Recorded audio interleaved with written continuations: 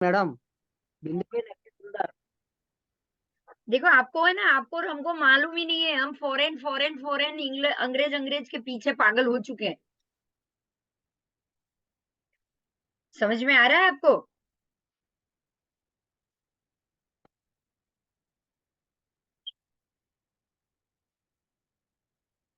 अब आप ये बताओ कि मई महीने में जब इनकी दिवाली का टाइम आए, और हमारी दिवाली तो तब भी आसों में ही रहे, जब इनकी दिवाली जाएगी अप्रैल मार्च में, और उसके मतलब 5000 ईस्वी सन तक, तो ये 100% अप्रैल में इनकी दिवाली पहुंच जाएगी। पहुंचेगी कि नहीं? हाँ। हाँ मैम। हाँ, तो अब आप सोचो कि तब भी हमारी तो आसों में ही आएगी, तो सही गणित किसका है? हमारा। हमारा है।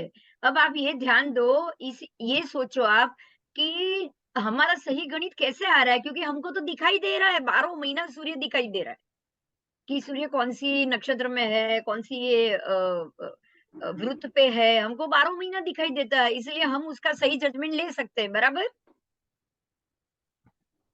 हाँ मैम। हाँ, हम लोग ले सकते हैं, ये लोग नहीं ले पाएंगे। इनके लिए तो ये पूरा क्रॉस एरिया हो गया, इसलिए ये लोग नहीं ले सकते हैं। तो अब आपको ये बात समझ में आ जाएगी कि हमारे शास्त्र में, और हमारे इंडियन शास्त्र और इंडियन एस्ट्रोलॉजी में इतनी सारी डिटेल क्यों दी गई हुई है, और इसका इतना महत्व क्यों है। समझ में आया ये पहले मुद्दा? हाँ मैम। हाँ। अब आपको हमारे धीरे, ऋषि मुनि, हमारे ऋषि मुनि ग्रेट थे। हाँ, क्योंकि वो देख नासा सकते थे। से। आप ये देखो, जब भी मकर वृत्त में सूर्य होगा, हम इंडिया से जरूर देख पाएंगे कि नहीं? हाँ हाँ। हाँ। देखा और नहीं है लेकिन देख सकते हैं। हाँ, देख सकते हो आप टेलीस्कोप से भी देख सकते हो, ऐसे ही आकाश में देख सकते हो। टेलीस्कोप से तो अभी ढूंढा गया है, पहले तो लोग ऋषि मुनि ऐसे ही नॉर्मल दृष्टि से ही देखते थे ना, जैसे हम लोग अपने चक्षु से देखते हैं वैसे। तो ये सारी चीज होती है ही इसके लिए कि आपको ये मालूम पड़े कि भाई, जो ग्रह नक्षत्र में आज चंद्र घूम रहा है, जो ग्रह से आज सूर्य घूम रहा है, वो एग्जैक्टली आज कितने नक्षत्र के कितने भाग पे सूर्य चंद्र पहुंचे होंगे, बराबर।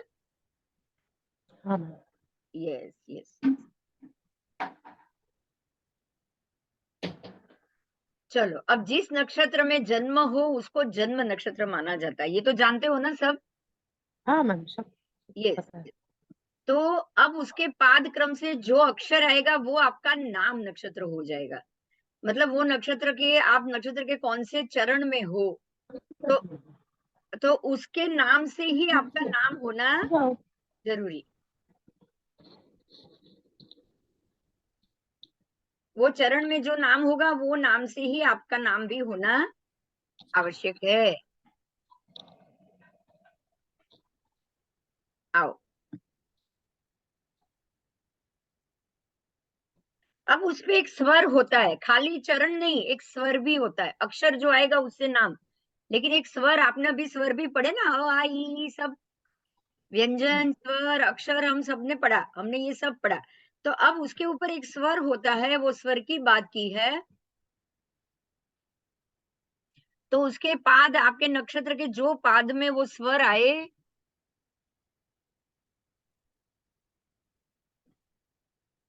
वो स्वर का भी वो स्वर ही आपका होगा, जो अक्षर स्वर आएगा वो।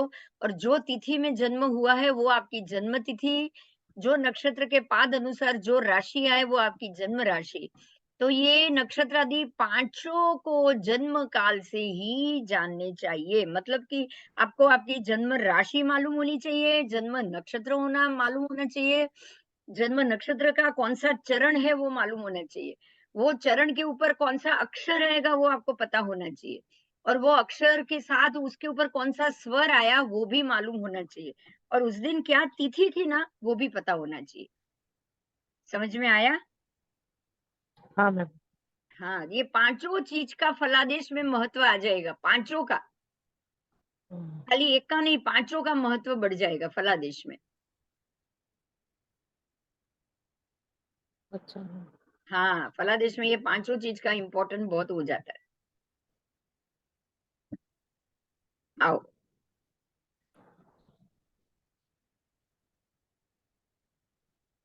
अश्वनी के 4 है, चू चे चो ला। अश्वनी के ये 4 है अक्षर, मतलब अश्वनी के चारों चरण के 4 अलग अलग अक्षर है, चारों चरण के। समझ में आया? हाँ हाँ, और ये तो आपको पंचांग, किसी भी पंचांग में मिल जाएगा कि कौन से नक्षत्र पे कौन सा अक्षर आएगा। तो आपका चंद्र जो जो राशि में है, जो जगह, जो चरण में है, उस हिसाब से आपका वो जो अक्षर है वो आपके लिए बहुत महत्वपूर्ण हो जाएगा। तो इस प्रकार से रेवती तक आपको सभी स्वर, सभी अक्षर, सभी चीज आपको यहाँ मिल जाएगी।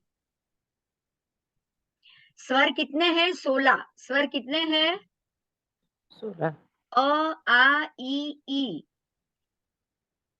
तो ये सारे स्वर अ आ ई ओ औ अम अह, जो भी उसमें 16 आएगा वो 16 स्वर बताए गए हैं। तो 16 में से ध्यान दीजिएगा, जो 16 स्वर है हाँ उनमें अंतिम के 2 स्वर अम और अह, अम और अह उसको छोड़ दिया है, उसको त्याग कर दिया है। और 4 स्वर जो बीच में है वो नपुंसक है, तो वो भी त्याज है, छोड़ना है उसको। तो जो नपुंसक है वो रू, क, कंद, र, ल, ट, ये 5 को नपुंसक मान लिया है। और बाकी अ आ ई उ आपको इसमें लिखा हुआ है। उतने ही 10 स्वर है, वो है सवर्णी। सवर्णी मतलब एक साथ दो दो वर्ण, अ ई उ। तो ऐसे ऐसे अ के साथ आ आएगा, ई के साथ बड़ी, छोटी बड़ी, छोटा ऊ बड़ा ऊ, दोनों जोड़ी में जाएंगे सवर्णी, बराबर? हाँ मैम। यस। और उसमें से 5 है वो स्वर शास्त्र माने गए। कौन से 5 में बोल रहे हो, ये सबसे इंपॉर्टेंट है। 5 अ ई उ ए ओ,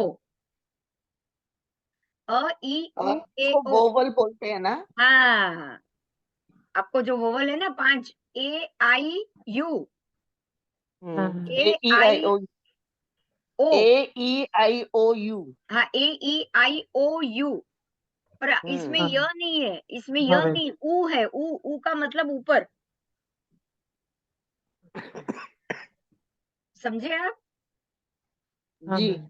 इसमें ऊ लेना है, ऊ।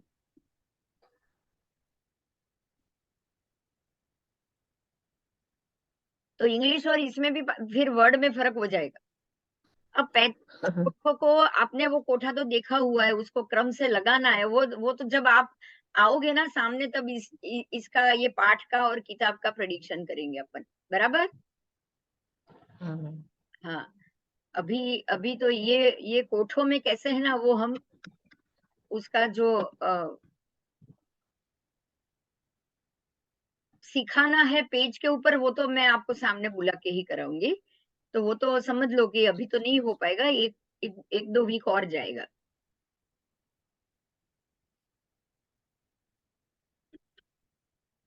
आओ।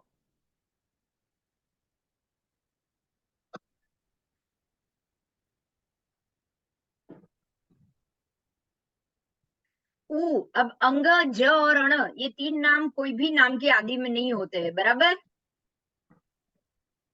कोई अण से तो कोई नाम शुरू होगा नहीं, अंग से भी नहीं होगा, ज तो फिर भी होता है लेकिन ये 3 नहीं है। ज, अब तो बहुत नाम आ गए ज से तो।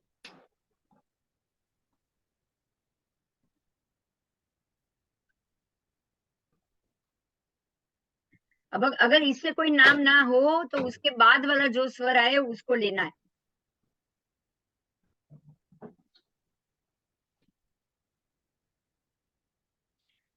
अब यहाँ पे नाम का क्या महत्व है उसको जानेंगे, ये अक्षर का और नाम का क्या महत्व है। तो कोई भी देश, फिर गांव, और फिर नगर, या फिर घर, या फिर मनुष्य, ये पांचों के नाम का पहला अक्षर स्वर, अगर स्वर हो तो उस स्वर को छोड़ के उसके आगे के अक्षर का जो स्वर है उसको लेना है। मतलब जो आपके पूरे नाम में जो सबसे पहला स्वर आएगा, स्वर, उसका इंपॉर्टेंस सबसे ज्यादा हो जाएगा। आप समझे?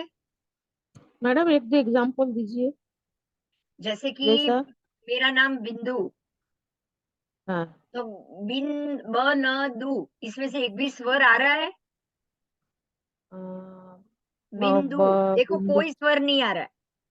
नहीं, अ आ ई उ ऊ, कुछ नहीं आया। ओ औ, ये इतने में एक भी स्वर नहीं आया इसमें।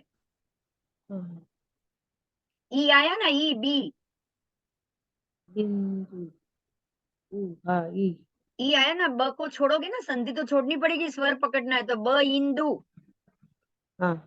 ब इन द ऊ, इसमें दो आया, ई आया और ऊ आया। पहले अच्छा। बिंदु, बिंदु की संधि छोड़ो,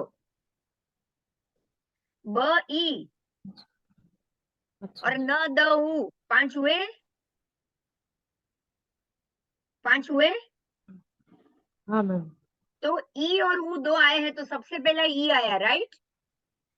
हाँ। बस, तो ई से अभी जितने भी जो जो नाम होंगे, या जिसके भी नाम में ई स्वर सबसे पहला होगा, तो वो व्यक्ति और मेरे बीच में कुछ तालमेल जरूर होगा। समझ में आया?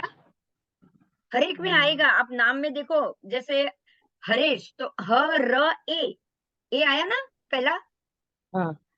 आपका नाम है हरेश। ये, हाँ। प्रतिभा, तो आप में भी ई आया। हाँ। प्र उसमें कुछ नहीं आ रहा है। त ई, अच्छा। तो ई आया ना अपने में भी, हाँ। हाँ। तो आपका भी पहला ई आया। हाँ मैम। जैसे रेणु में रे ए आ रहा है, कौन सा स्वर आ रहा हाँ। है? ए। ए आ रहा है। तो इस प्रकार से पहला स्वर है वो आपको पकड़ना है। समझ में आ गया? हाँ मैम। अब आप खाली सिंपल नाम भरत, तो उसमें कोई नहीं आएगा। देखो,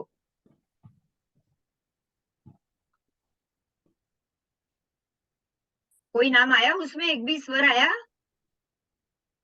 और ना, नहीं आया। हाँ हाँ हाँ। हाँ। तो मैडम स्वर का, भारती में आएगा? हाँ, भारती में? भारती, ई में ये आ आएगा हाँ। ना, सबसे पहले ही आ गया ना आ, अच्छा। भ आ, हाँ। अच्छा। भ आ।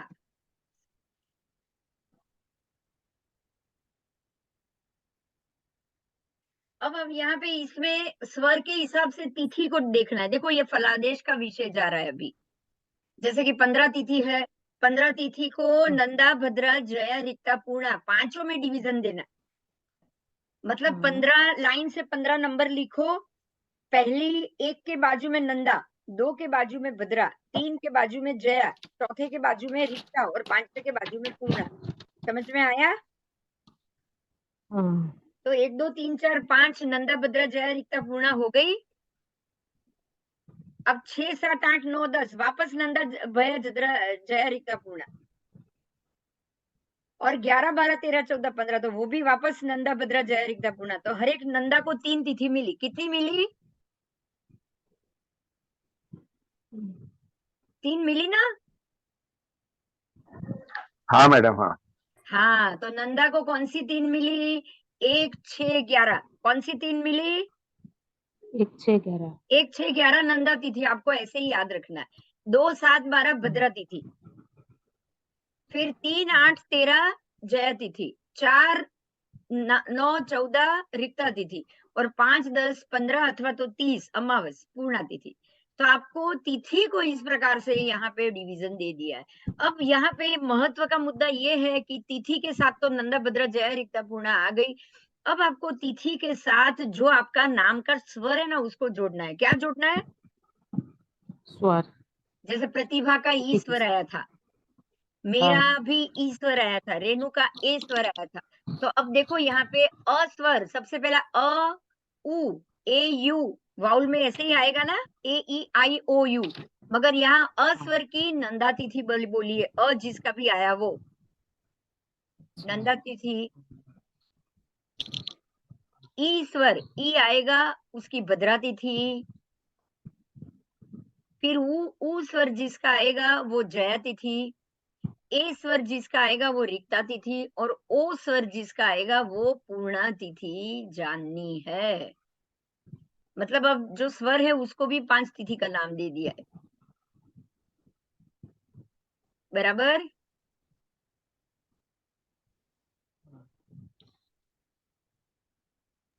Yes, madam.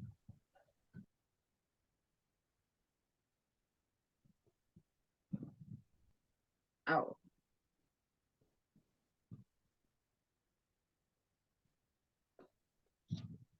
अब देश, गांव, पूर, गृह और मनुष्य का पहला नाम लेना है आपको, पहला नाम।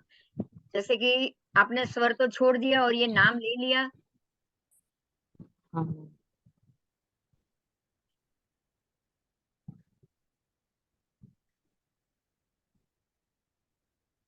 वर्ण की बात की है, अब स्वर के बाद किसकी बात की है? वर्ण। वर्ण वर्ण। क ख ग घ। हाँ, क ख ग।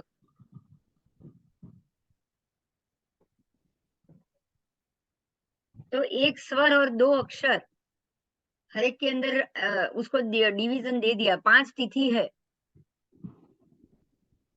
5 तिथि है, तो 5 तिथि को 5 स्वर दिया है और 10 वर्ण दिए। क्या दिया है पांचों को? एक Sure. स्वर और 10 वर्ण।